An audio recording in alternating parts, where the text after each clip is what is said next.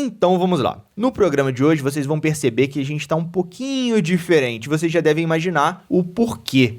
Com essa pandemia do coronavírus, iniciamos um dos nossos projetos da gravação à distância. Então, senhores ouvintes, a nossa qualidade de som não vai ficar igual como vocês já estão acostumados, mas a gente vai trabalhar aqui para cada episódio ficar melhor, cada dia ser melhor. E no papo de hoje, a gente vai falar sobre...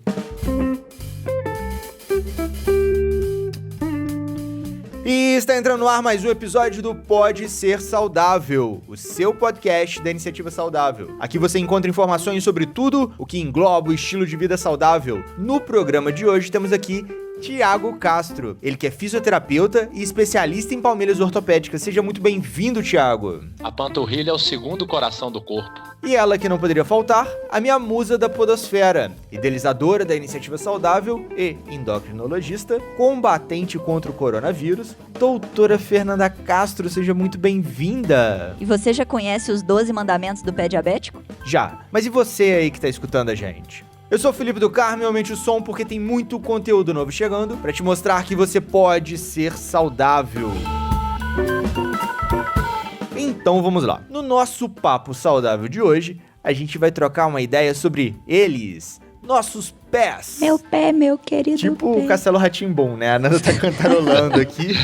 Um salve pro Castelo Rá-Tim-Bum. E por falar em Castelo Rá-Tim-Bum, lavem as mãos. Por favor, senhores ouvintes, se mantenham saudáveis. Lavem suas mãos, passem álcool em gel. Água e sabão já é o suficiente. Existem lá 5 passos que a gente tá sempre compartilhando nas redes sociais. Então sigam esses passos. Então vamos começar pelo início. Thiago, o que seria pé diabético? Então, pé diabético é uma complicação decorrente do diabetes, né? O paciente que tenha diabetes, se ela não for controlada, ele pode apresentar algumas complicações no pé. Pode ter variação da cor da pele, de alguns tecidos do pé, alteração de temperatura, aparecimento de algumas feridas, de algumas lesões decorrentes dessa diabetes descontrolada. E o principal é a perda da sensibilidade, porque a pessoa que tem diabetes e fica com ela descontrolada, né? Fica com a glicemia descompensada, uma hora lá em cima, uma hora lá embaixo. Essa variação da glicemia é o que mais gera complicações do diabetes, principalmente a neuropatia, que é a alteração principal relacionada ao pé diabético. E quando a gente fala pé diabético, a gente está falando não só do pé de uma pessoa que tem diabetes. A definição mesmo de pé diabético é aquela pessoa que, além de ter a neuropatia diabética, que é uma complicação da glicemia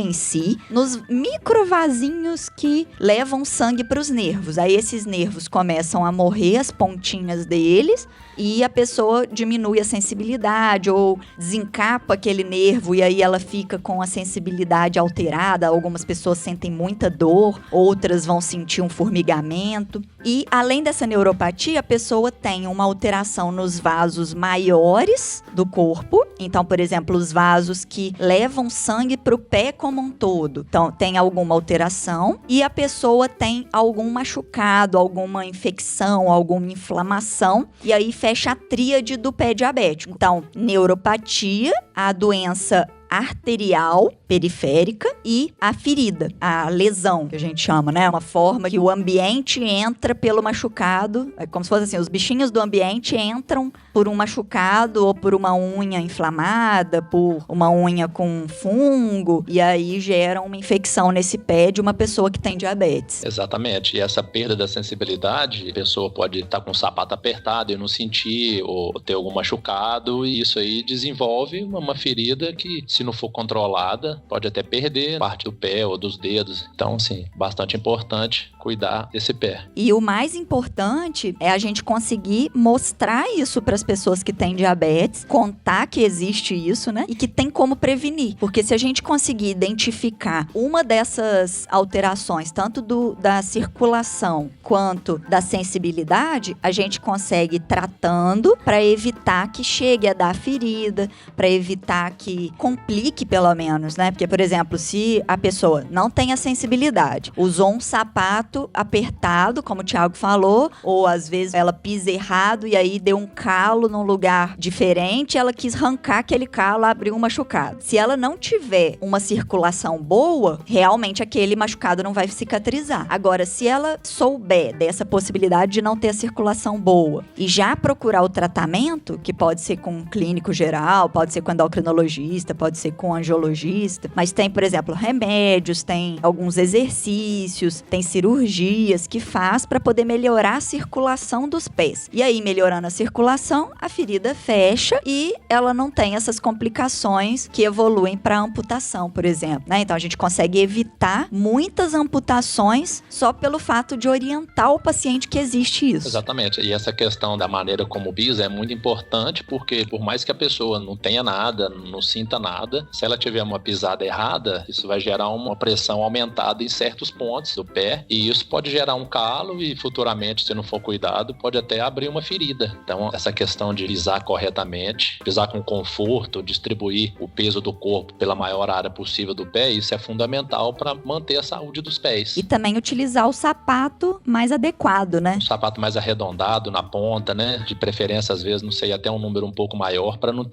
apertar o pé. Sempre verificar o calçado, se não tem, às vezes, esqueceu alguma coisa dentro e a pessoa acaba calçando e não vê, aquilo ali pode gerar uma pressão aumentada no pé. Tem gente que, por exemplo, esquece a meia dentro, ou cai uma moeda, cai um bichinho, alguma coisa, e como a pessoa tem essa sensibilidade reduzida, ela não percebe, usa o dia inteiro aquele sapato, quando tira tem um machucado no formato do que esqueceu lá dentro, né? Ou então pressionou as pontinhas dos pés com aquela meia que esqueceu lá dentro, e aí falta sangue para aquelas pontinhas e pode acontecer até de necrosar a pontinha do pé. Então, se a pessoa tiver qualquer alteração de circulação, aquilo ali vai dar problema. E às vezes a própria pessoa se nega a verificar as questões, a olhar, então é muito importante a ajuda dos familiares ou dos cuidadores, né? De quem estiver próximo, tá verificando essa questão da temperatura, um pouco da sensibilidade, o sapato, se tá, né, do tamanho adequado, se não tem nada dentro. É muito importante esse acompanhamento da família ou de quem estiver junto, porque o paciente às vezes se fecha um pouco, não quer aceitar que tenha esse problema, então complica bem. Ou às vezes nem dá conta também, né? Não sabe o que fazer, né? Ou então, por exemplo, às vezes é uma pessoa mais idosa que não consegue colocar o pé em cima da perna para poder olhar a sola do pé, olhar no meio dos dedos, e aí acaba deixando e uma frieirazinha ou uma micose na unha vira uma ferida enorme. Exatamente. A prevenção é o melhor remédio, né? Sim, e tem estudos mostrando que a gente consegue evitar quase 80% das amputações só com o fato do paciente ou um familiar examinar os pés. Tipo, todo dia ou quase todo dia, olhar para ver se tem alguma feridinha no pé, se tem algum calo novo, se tem alguma unha quebrada, porque aí já olha, resolve aquele problema, né? Ou procurar ajuda de um podólogo, ou de um fisioterapeuta, ou muda o calçado, ou vai no posto de saúde para poder pedir uma ajuda de um tratamento, né?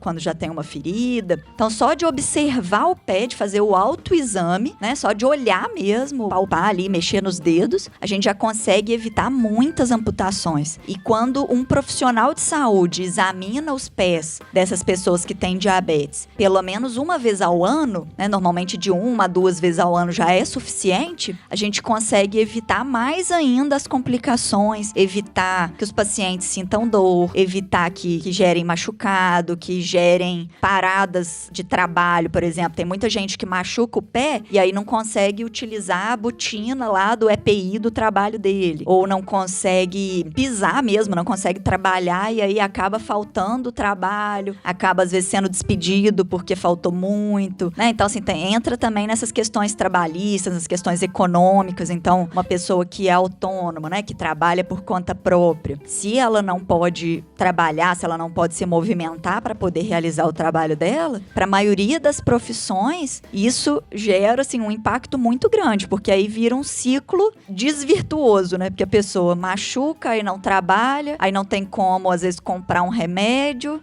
aí não melhora, né? Aí vai só piorando. E o tratamento para a empresa chega a ser mais caro do que a prevenção, né? Com certeza. Por isso a importância desses cuidados diários, isso tem que fazer parte da rotina de quem tem a diabetes. Tá sempre olhando, né? Meia de algodão, com pouca costura, né? Hoje em dia já tem alguns calçados mais apropriados para o pé diabético, para as mulheres evitar um salto, que pode aumentar a pressão no local. Então isso tudo são os cuidados básicos que ajudam muito na qualidade de vida. Faltou falar do chinelo havaiana. É quase a mesma coisa de andar descalço. O problema desses chinelos de dedo, né, da chinela havaiana, o pé descalço, com aquela tira no meio dos dedos, então a chance de ter uma lesão, uma ferida ali é muito grande, ainda mais se tiver com sensibilidade alterada, questão da temperatura. Eu não recomendo esse tipo de calçado, né, de chinelo para quem tem pé diabético, deve se evitar mesmo. E assim, tem comprovação científica mesmo de que deve usar um calçado que o solado seja mais grosso. O chinelo havaiano, um prego fura ele facinho. Uma sapatilha, daquela sapatilha moleca, tudo fura facinho. Então o solado tem que ser mais grosso, de pelo menos uns 2 centímetros, por exemplo. Tem que ser um solado maior. Isso tanto do chinelo quanto do calçado, do sapato, do tênis, do sapato de dia a dia mesmo da pessoa. O ideal é que o solado seja um pouquinho maior do que o pé da pessoa, meio que contorne o pé da pessoa para poder proteger se ela bater o pé em algum lugar, né? E o sapato primeiro, e não o dedão, e não o dedinho.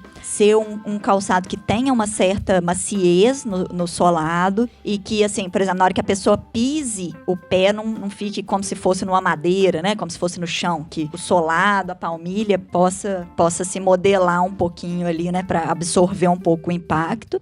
Que tenha a palmilha correta, né? A pisada correta, que também não pode ser, por exemplo, um calçado muito reto, muito plano, para uma pessoa que tem uma pisada pronada ou supinada, né? Uma pisada para dentro ou pisada para fora. Talvez até num chinelo, numa sandália, você tem que prestar atenção nisso. Tem algumas opções que já vêm com um pouquinho de elevação no meio do pé. Quando for um calçado fechado, usar uma palmilha adequada. Igual você tinha falado, Thiago, às vezes ser um número maior para não apertar na frente, mas ao mesmo tempo também não pode ficar saindo do pé, né? Tem que ser um calçado que consiga ter um ajuste, que seja ou de cadarço ou de velcro, né? Uma sandália, um calçado que consiga prender o pé no calçado também para a pessoa não cair, né?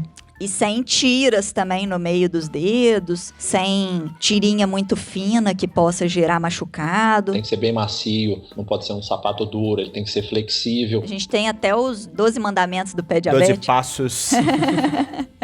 12 passos do autocuidado. Muito bem.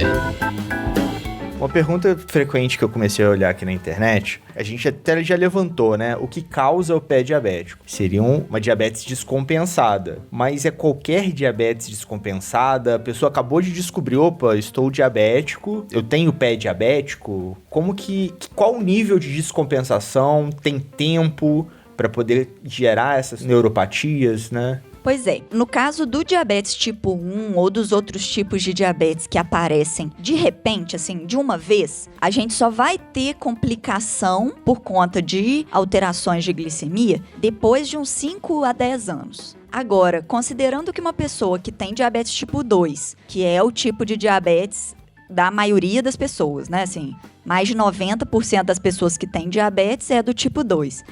Esse tipo de diabetes, ele aparece aos poucos. Então, tem gente que ainda está no nível de pré-diabetes, só que já tem tanto tempo que está no nível de pré-diabetes que já pode ter lesão dos nervos. Então, no tipo 2 ou no tipo de pré-diabetes, o ideal é já fazer essa avaliação dos pés, já fazer tanto o autocuidado, quanto esses 12 mandamentos aí que a gente vai continuar falando, quanto o exame dos pés feito por um profissional de saúde capacitado. Já tem que ser feito desde que percebe que a glicemia está maior que 100 em algum momento em jejum, né? Ou que está maior que 200 a qualquer hora, porque mesmo pequenas variações de glicemia, se for por longos anos, e quando a pessoa descobre, ela não sabe normalmente quanto tempo que tem, né? Porque raramente as pessoas fazem exames com tanta frequência, né? As pessoas mais jovens. Quando descobre que tem pré-diabetes ou diabetes tipo 2, quando tem esse diagnóstico ou essa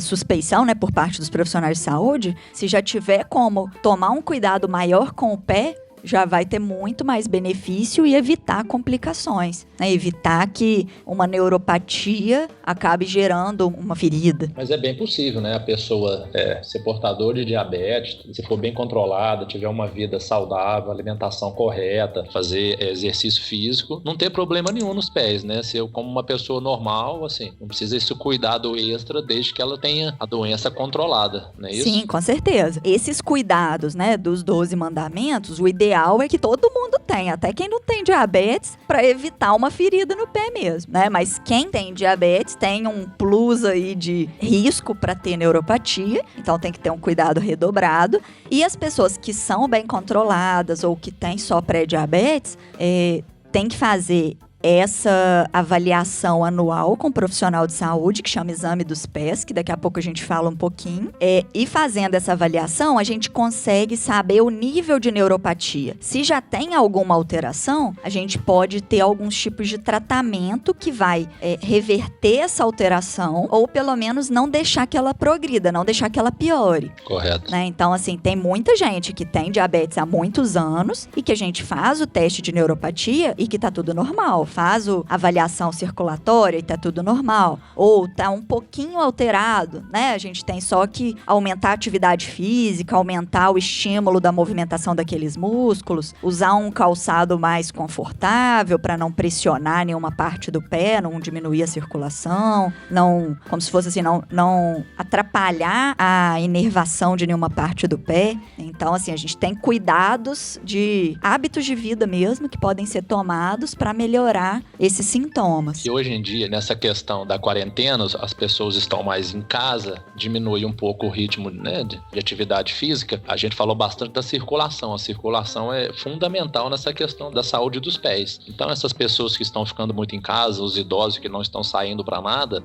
tentar fazer algum exercício, movimentar bastante os pés, não ficar muito tempo sentado ou deitado, tá sempre se movimentando para manter essa circulação o melhor possível. Isso ajuda muito na saúde dos pés também. E eu ia fazer exatamente essa pergunta. Com o pessoal mais parado, ele acaba não se movimentando, né? Existe algum tipo de movimento que ele possa fazer? Porque às vezes a pessoa tá em casa e se sente confortável andando descalço, andando de chinelinho de dedo e dá aquela topada na quina com o dedinho, né? Que todo mundo sabe o quanto dói. Qualquer movimento que você conseguir fazer com os pés, ficar na ponta dos pés, ficar sobre o calcanhar, levantando a ponta dos pés, quando estiver sentado, esticar as pernas, ficar girando o pé de um lado para o outro, movimentando os pés mesmo, isso aí ajuda muito na circulação. Se a gente não movimentar muito os pés, essa questão da panturrilha, até o fato da gravidade, né, a circulação desce e ela fica com dificuldade para voltar. E isso pode gerar algum inchaço ou diminuir bem a circulação. Então, qualquer movimento que possa ser feito com a ponta dos pés, se vê que o pé está muito inchado pelo fato de ter ficado muito sentado, deitar um pouco, levantar os pés acima do nível do coração, isso aí ajuda na questão da circulação. Uma outra pergunta bem recorrente aqui, essa eu já escutei a Nanda respondendo, mas os senhores ouvintes não escutaram. Doutora, meu pé tá muito ressecado. Eu posso colocar ele ali numa bacia com água quente pra dar aquela amolecida naqueles calos, dar aquela... É tão relaxante. Não,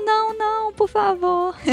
Se a gente tá considerando que a pessoa que tem diabetes, ela tem a sensibilidade reduzida, então ela vai ter a sensibilidade reduzida não só para coisas que ela pisa, mas também para temperatura. Então imagina, a pessoa coloca o pé de molho numa água quente, só que pro pé dela a água tá quente demais, ou tá fria demais, né? Às vezes a pessoa quer pôr água quente, depois água fria. O povo chama, acho que de escalda-pés, né? Às vezes põe umas ervinhas, põe umas coisas. Só que o problema é que isso para quem tem a sensibilidade normal e para quem toma os cuidados certinhos de colocar só o tempo determinado, né? Antes do pé virar, que a gente chama de pé de velho, né? Aquele pé todo enrugado, que tá branco de tanta água que entrou, né? Então tem que tirar o pé antes desse momento. Mas uma pessoa que não tem diabetes e que não tem alteração de sensibilidade, tem o risco de ter problema com esses escalda-pés, imagina uma pessoa que tem diabetes. Porque, por exemplo, a pessoa, além de ter essa fragilidade da pele, ela vai piorar a fragilidade com esse amolecimento da pele e ainda pode não secar direito no meio dos dedos, por exemplo, ou não secar com secador frio a unha, e aí acabar desenvolvendo uma micose entre os dedos, uma micose na unha, ou às vezes mesmo secando por ter passado do tempo de ficar com o pé lá dentro, né? Ficou com o pé lá mais de meia hora e tal, e aí gera uma pele mole, tipo macerada, que vai virar uma ferida. Então é muito perigoso. E esse é um dos passos lá, dos mandamentos do pé diabético, né? Não coloque os pés de molho, nem em água fria, nem em água quente. O que você deve fazer para poder tratar o pé ressecado é passar um creme ou passar um óleo, mas só nas partes ressecadas, né? Que normalmente são calcanhares, a parte lateral do pé, as pernas mesmo, você pode passar um creme, parte de cima do pé, né? O dorso do pé pode passar. Agora, não pode passar no meio dos dedos, nem na unha, porque senão entra na mesma história do pé molhado, né? Pode mofar. Essa questão de enxugar bem os pés após o banho também é muito importante, né? Enxugar entre os dedos. As pessoas às vezes saem do banho e não secam bem os pés. Então, se você colocar uma meia, um calçado com o pé úmido, né? A chance de ter uma lesão ali, uma fricção aumentada, pode complicar bem. Pode gerar uma ferida. Exatamente. É um cuidado fundamental, enxugar bem os pés. Mas não faça o escalda-pé, por favor. Com água quente, não. Não.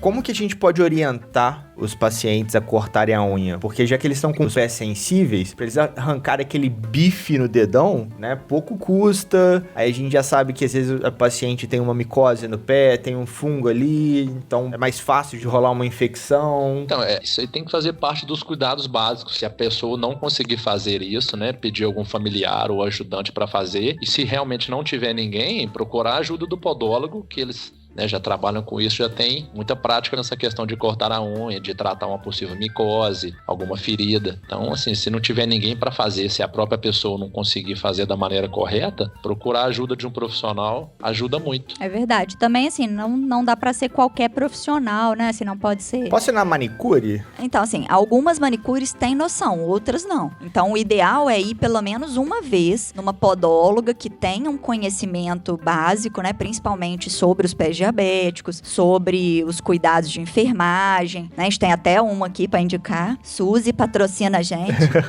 Exatamente. Seguir essas orientações que eles vão passar, né? Pelo menos uma vez, para você saber como é a maneira correta de fazer.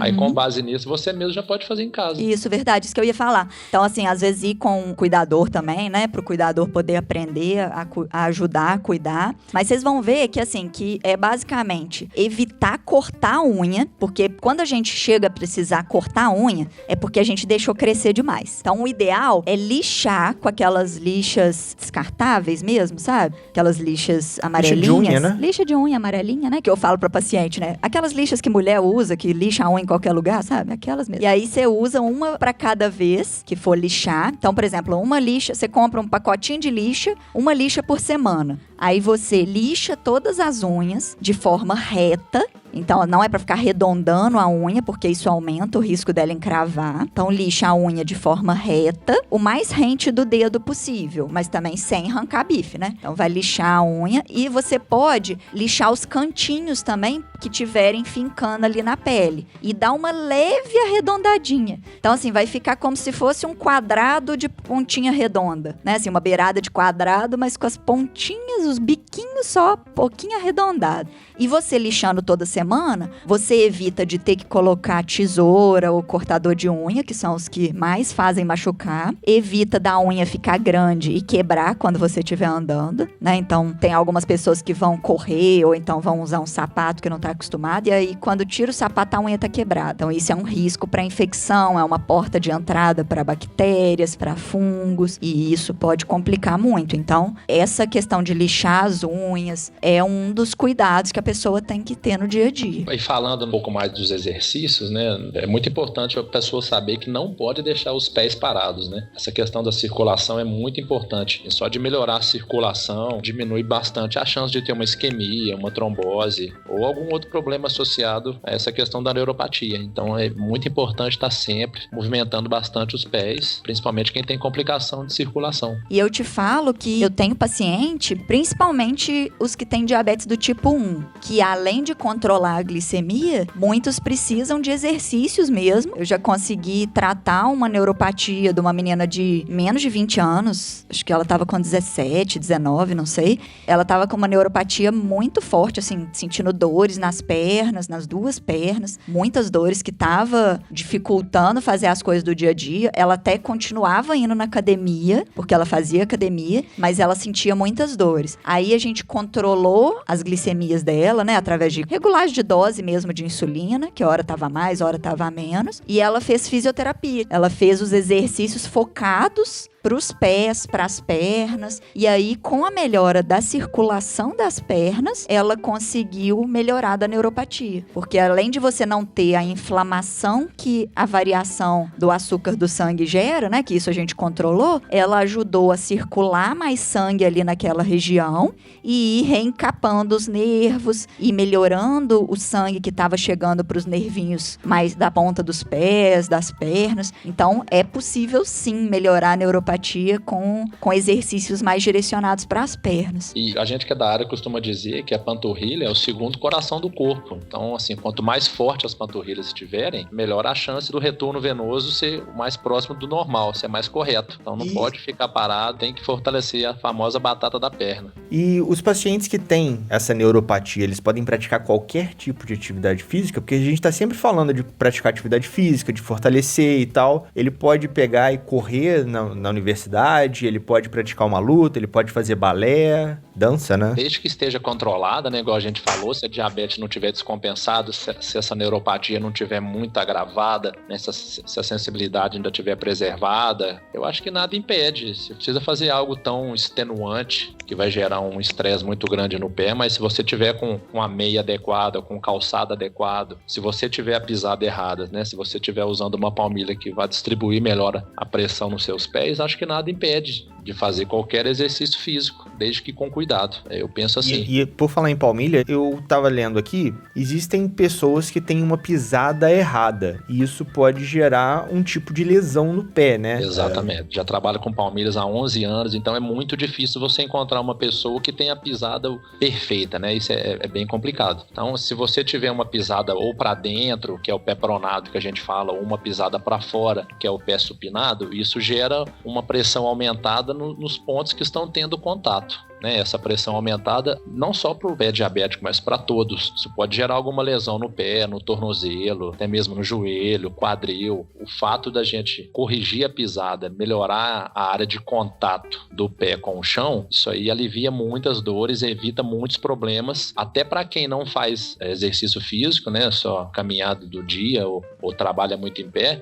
Principalmente para quem faz exercício que usa muito o pé, por exemplo, como corrida, até próprio ciclista. Se você distribuir melhor a pressão que o corpo está exercendo sobre o pé, a chance de você ter uma lesão diminui bastante. É aí porque que a importância da palmilha é nisso aí. Até me corrija se eu estiver errado, né? A pessoa que tem uma pisada errada, ela tem uma chance maior de ter um calo naquele pisar errado. E o calo pode ressecar e pode gerar uma ferida, não é? Exatamente, você está certíssimo, né? Se você pisa errado, vai ter uma área que vai estar sofrendo mais contato. Então essa área, a pele vai acabar ficando mais grossa, vai gerar um calo, né? Pode dar bolha. Isso numa pessoa saudável já seria um problema. Agora, pensando no nosso tema aqui do pé diabético, esse calo, essa bolha, isso aí pode virar uma ferida e aí o tratamento é bem mais complicado. Mesmo as pessoas que não têm diabetes, algumas precisam também utilizar um calçado mais adequado ou uma palmilha mais adequada para poder evitar dores, evitar machucados, né? Eu mesma tive que fazer uma palmilha para poder parar de ter dor nas costas, dor nos pés. Mas aí agora, apesar dos músculos estarem fortes, as articulações ainda estão reclamando. Mas eu notei que quando eu volto a utilizar a palmilha que você fez para mim, Thiago, assim, com maior frequência, né? Quando eu uso tênis, ou então quando eu uso um sapatênis, mas que caiba a palmilha, eu tenho bem menos dor no joelho. Então, a minha pisada pronada, né, pra dentro, quando eu piso pra dentro, a articulação do joelho descompensa. Então imagina isso para uma pessoa que já tem a sensibilidade alterada, né? Que já tem os nervos alterados, que o pé não compensa direito. Aí pode ir acontecendo o que acontece com algumas pessoas que ficam muito tempo com neuropatia. Eu tenho vários pacientes com isso, que é o pé de Charcot, que é quando os ossos do pé vão sofrendo microfraturas, vão quebrando umas beiradinhas mesmo e consertando por conta própria, né, mas de forma errada ali, que acaba gerando um desabamento da articulação do pé, e isso pode ter que levar a pessoa a fazer uma cirurgia, ou pode gerar muita dor, ou pode gerar comprometimento de outras articulações, pode levar a maior tendência a ter feridas, calos. Então, assim, é uma coisa que tem como evitar, só que ainda tem muita gente que tem. Muita gente não tem aquela famosa curvinha de dentro do pé, a gente chama de arco medial, que você falou o pé de Charcot, a pessoa perde essa curvinha, né? A pressão ali naquela região fica muito aumentada, o tornozelo sofre muito, e quando o pé ele desce para dentro assim, a tendência é os joelhos se aproximarem, né? Então isso aí você já vai gerar lesões no joelho, vai interferir diretamente no quadril. Então assim, não só pensando no pé de Charcot, mas a pessoa que tem a pisada pronada para dentro, o uso da palmilha é fundamental para poder distribuir as pressões que o corpo exerce no pé e manter a qualidade de vida, mesmo se não for um atleta, se a pessoa não gostar de fazer exercício, mas ela trabalha muito tempo em pé ou anda muito no trabalho, a palmilha ajuda muito na questão do conforto e distribuição das cargas, tirar essa sobrecarga. O problema com os calçados femininos, com as mulheres, é que assim, elas usam muito salto, né? Então, quando a gente pensa no salto, a palmilha já não tem muito o que fazer, porque no que você eleva o calcanhar, né? Você tira o calcanhar do chão, a pressão já corre toda para frente do pé, para o antepé. Então isso já vai gerar uma pressão aumentada, né, independente da maneira como você pisa. O próprio salto ele já é bem maléfico para os pés. Então, imagina se você já tem um problema de pisada, você usa salto e além de tudo, né, é diabética, descompensada, então a chance de ter um problema no pé é muito grande. E a gente que fala de prevenções do pé diabético, né? Mas como que o ouvinte pode ter noção ou saber se ele está com o pé diabético, né? Quais seriam os sinais, quais seriam os sintomas que ele olha assim pro pé e fala assim, opa, peraí que tem alguma coisa de errado aqui? Então, os sintomas mais frequentes relatados são formigamento, né, nos pés, sensação de queimação. Geralmente essa sensação de queimação, ela melhora com o exercício, o fato de você movimentar os pés melhora essa questão. Alguma anormalidade, assim, como temperatura ou a cor da pele, nos casos mais graves um pouco, deformidade dos ossos do pé ou da pele naquela região. Esses são os sintomas mais relatados por quem tem o pé diabético, principalmente formigamento e sensação de queimação. Só que a pessoa pode ter neuropatia mesmo sem ter sintoma. Até porque a gente levantou, né, assim, que a pessoa pode machucar e não perceber. Por quê? Que a sensibilidade pode estar diminuída. Às vezes ela não vai sentir nada de diferente, mas vai ter uma neuropatia de um tipo que leva a sensibilidade a estar diminuída. E algumas pessoas vão sentir demais, né? Ou vão sentir só à noite. O mais típico é aquela pessoa que tem queimação ou formigamento nos pés à noite na hora que deita, né? Assim, por vários fatores. Não é só porque é à noite, não é só porque deitou, porque às vezes deita de dia não sente, né? Então, assim, são vários fatores que atuam aí que geram esse incômodo típico, né? Não chega a ser uma dor, mas é um sinal, um sintoma de neuropatia.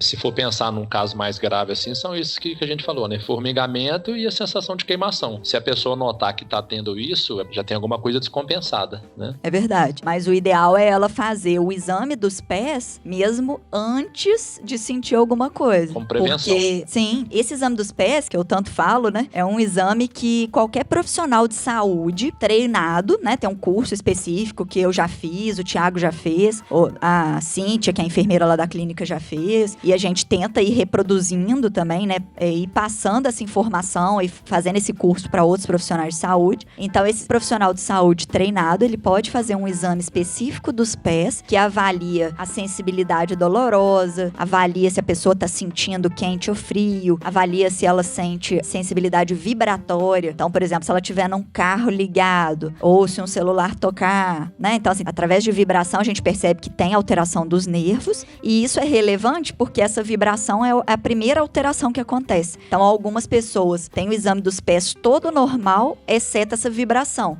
Então, é uma forma de identificar uma neuropatia bem inicial. E o exame dos pés é uma forma barata, porque, assim, você só precisa ter os instrumentos ali, vão ter um custo ali inicial para o profissional de saúde, mas esse exame, ele não usa um maquinário caro, não usa filtro, não tem nada tecnológico, né? Não tem uma manutenção cara, nada disso. Então, é uma forma barata de prevenir lesões e não dói, né? Diferente daquela eletroneuromiografia, né? Que alguns médicos pedem ou que alguns pacientes têm que fazer, mas o exame dos pés é uma forma ótima de identificar a neuropatia, de classificar, diagnosticar a neuropatia e é indolor. Então, assim, esse exame dos pés é essencial para que todas as pessoas que tenham diabetes ou pré-diabetes façam pelo menos uma vez ao ano, com um profissional treinado. E não é só olhar o pé, né? Assim, porque muitos profissionais olham os pés e tudo, examina, mas não faz esses testes específicos, porque usa um filamentozinho, usa um palitinho que é diferente, que um lado ele tem ponta, outro lado não tem. Então, assim, é um exame que tem uma técnica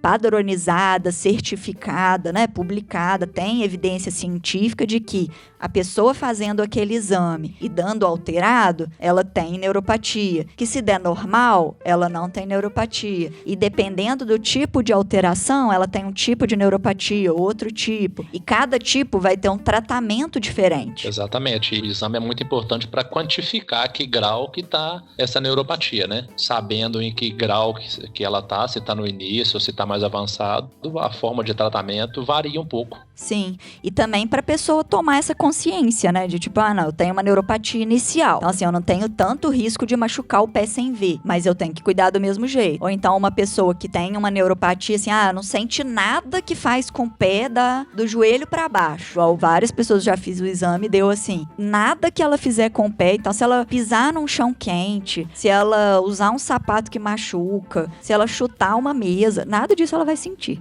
Ela tem que tomar um cuidado extremo. Ela não vai fazer uma corrida de mais de meia hora, por exemplo. Ela não vai usar qualquer sapato. Tem que ter um cuidado específico para aquela pessoa que tem uma gravidade maior. O custo que ela vai investir num sapato ortopédico ou numa palmilha vai compensar, porque senão ela vai ter que gastar muito mais, tanto em dinheiro quanto em qualidade de vida. Exatamente. Pensando em tudo isso que a gente já falou, se a pessoa ainda estiver acima do peso, tiver um sobrepeso, a pressão que vai ser exercida nos pés é bem maior. Se for uma obesidade mórbida, assim, a questão da circulação vai ser mais complicada ainda. Então isso agrava muito, tanto o tratamento como as complicações desse tipo de pé aí. É verdade. E uma pessoa que tem excesso de peso, ela ainda tem o agravante de que mesmo não sendo diabética e tem excesso de peso, além do peso sobre os pés, ela vai ter também o risco aumentado de ter resistência à insulina, que é como se fosse um pré-diabetes. Então, a resistência insulínica já pode gerar uma neuropatia. Então, assim, além do peso, tem essa parte metabólica também.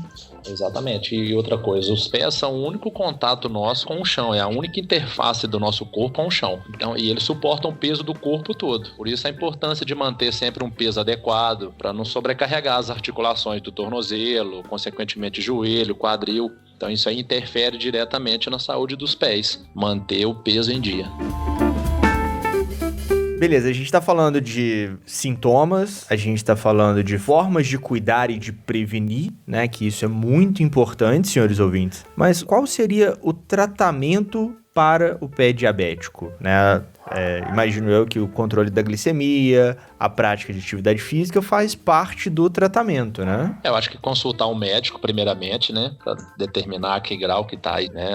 Dependendo do que o médico falar, você vai procurar um tratamento adequado. Inicialmente, pode ser com um podólogo para tratar uma possível, né, uma frieira ou alguma ferida ou algum calo que tiver no pé e procurar saber o que está causando esse possível calo, né? Se for decorrente da pisada errada, a palmilha é um tratamento específico para isso, porque a gente corrigindo a maneira como você pisa, a gente vai evitar possíveis pontos de pressão na pisada que vão evitar calos ou bolhas e tirar uma sobrecarga. Mas eu acho que, primeiramente, né, é procurar um médico da sua confiança, detectar que nível que tá, e o médico vai te orientar os possíveis tratamentos depois. Assim, e falando como médica, né, que trata muitas neuropatias, acho que o primeiro passo, além de procurar o médico para poder controlar os problemas de saúde como um todo, né, controlar o peso, controlar a glicemia, parar de fumar, melhorar os hábitos de vida, né, melhorar a alimentação. A gente tem também medicações específicas. A gente tem medicações que vão ajudar os nervos a se recuperarem, que são algumas vitaminas específicas. Tem medicações que vão ajudar a diminuir as dores. Então, a pessoa vai sentir menos dor e aí, com isso, ela vai conseguir ter uma qualidade de vida melhor, ficar mais estimulada a tratar da diabetes, vai conseguir fazer uma atividade física e perder peso. Então, assim, indiretamente, essa redução de dor vai ajudar no tratamento. E para essa redução de dor, a gente tem medicamentos que atuam na hora, né, que tiram a dor naquela hora que a pessoa está sentindo, e tem medicamentos que diminuem a sensibilidade da dor. Então, a pessoa fica o tempo inteiro com uma sensação menor de dor, né? Assim, a lesão do nervo e tal continua ali. Então, ela tem que fazer as outras coisas para poder melhorar esse nervo. Mas, pelo menos, ela não vai ficar sentindo tanto, não vai ficar sentindo as dormências, as queimações, né? Ou dor para andar, ou dor quando eleva o pé. Correto seria um tratamento multidisciplinar, né? Médico, trabalhando junto com o nutricionista, fisioterapeuta, o podólogo, um professor de educação física. Todos esses profissionais trabalhando juntos, a qualidade de vida melhora muito e você não vai ter erro no tratamento, né? Cada um na sua área, sempre pensando no bem-estar da pessoa em si. Então, esse tratamento multidisciplinar é fundamental. E melhor ainda se puder ser interdisciplinar, né? Que é assim, um profissional conversando com o outro, Exato. Um indicando o outro, sabendo como o outro trabalha, né? Falando a mesma língua para o paciente, para também evitar essas divergências, né?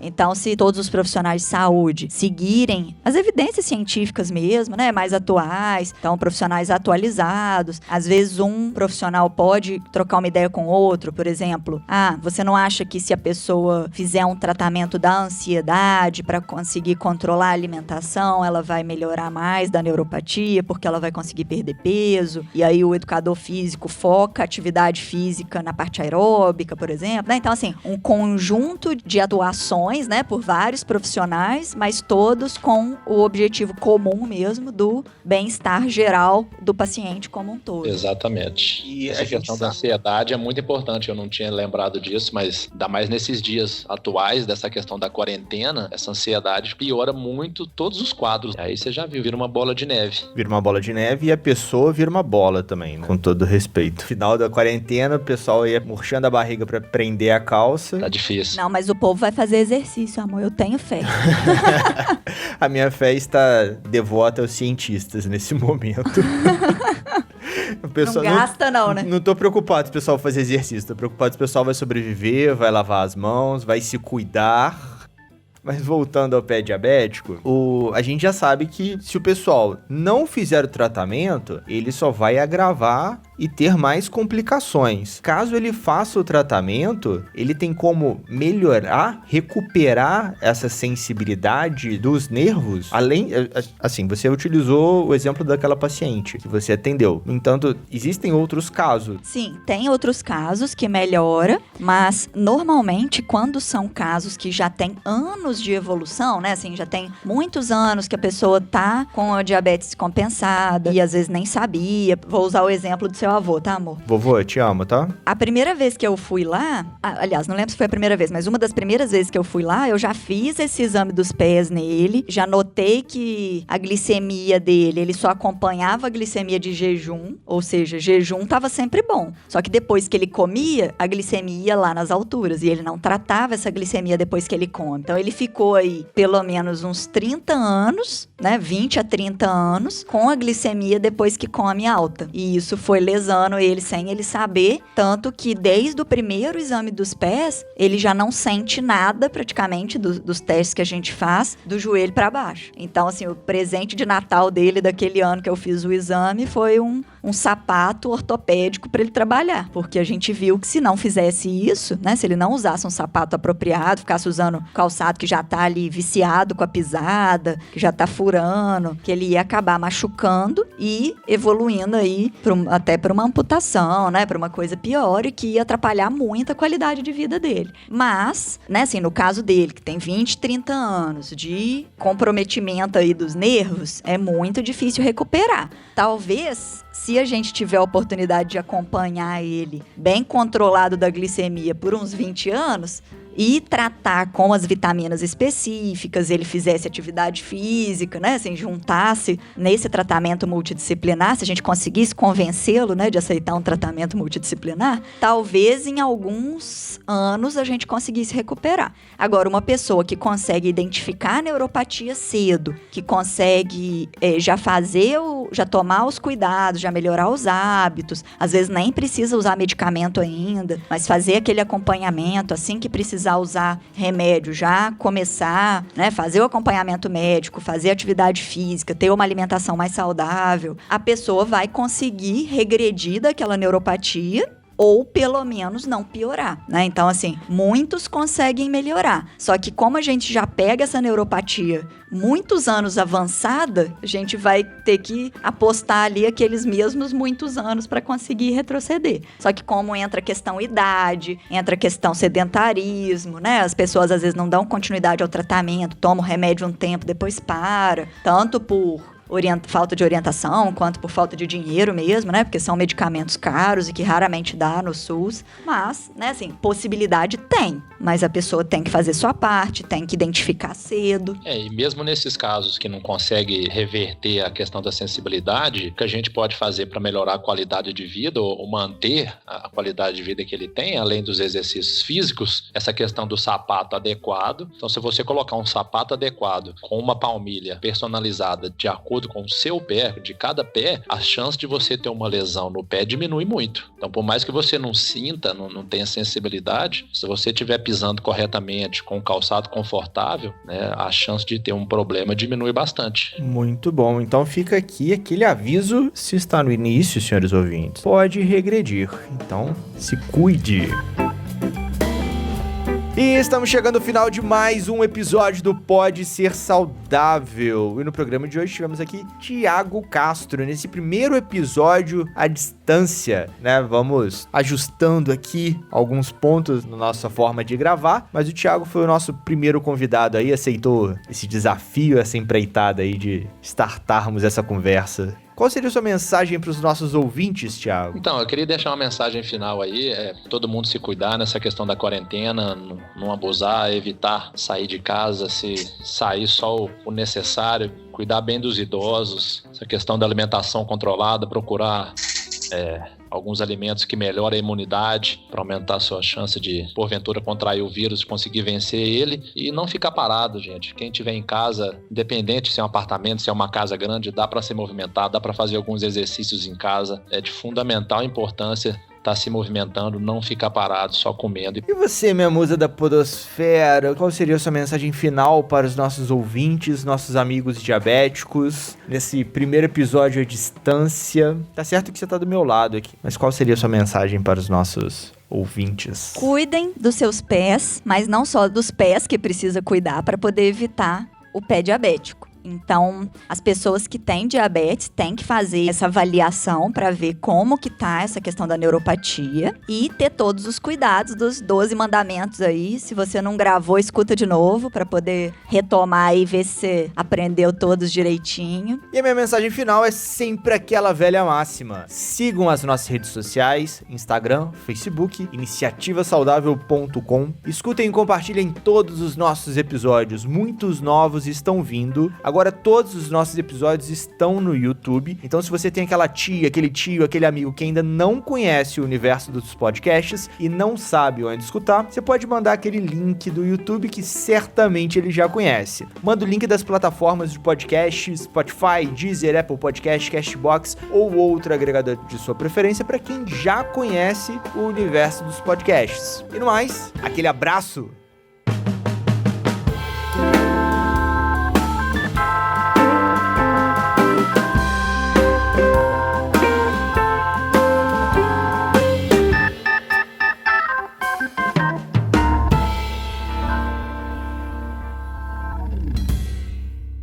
Esse episódio foi editado por Estúdio Casa, o lar do seu podcast.